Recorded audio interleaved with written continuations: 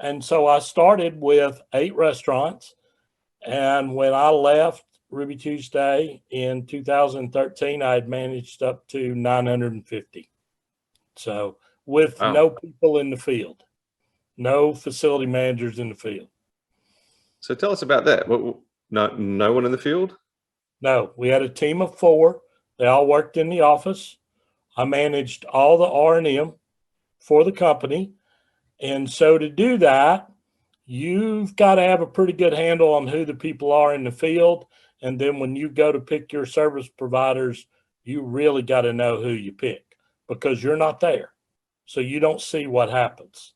So wow. Trust is a big factor.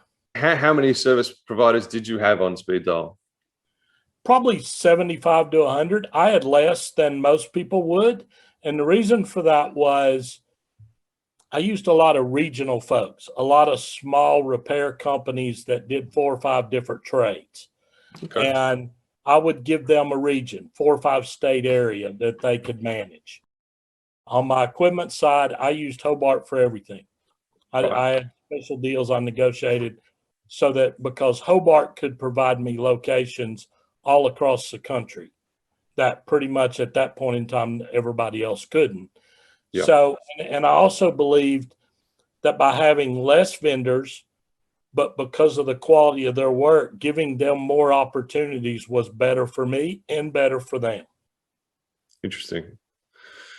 And I mean, you've mentioned Hobart there. Which ones did get the most of your business, and why would you give them even one of the smaller ones? Why?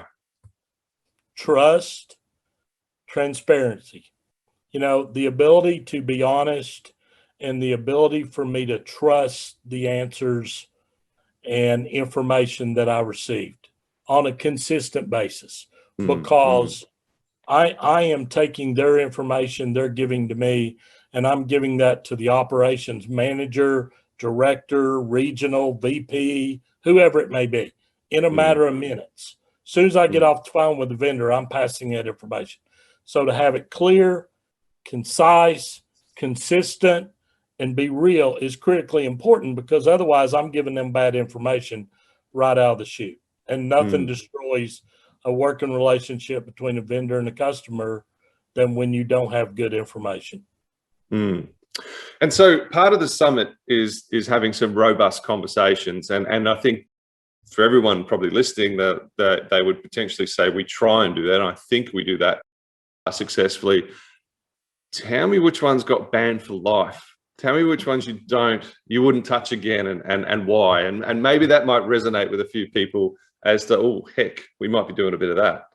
I don't know about banned for life because in some situations, it wasn't the company, it was an individual who might be assigned to my account or something like that. So there might not necessarily be a major issue with the company. It's just they may have a bad employee or a bad person. And if that changed, then I may continue on with the company. But typically it was 2 or 3 things. One is non-trust, obviously. I don't trust the answers. I don't trust the information I'm getting on the other side. I always tried to give at least 3 bullet points or 4 of things that mattered to me at Ruby Tuesday that I wanted to know and be a part of.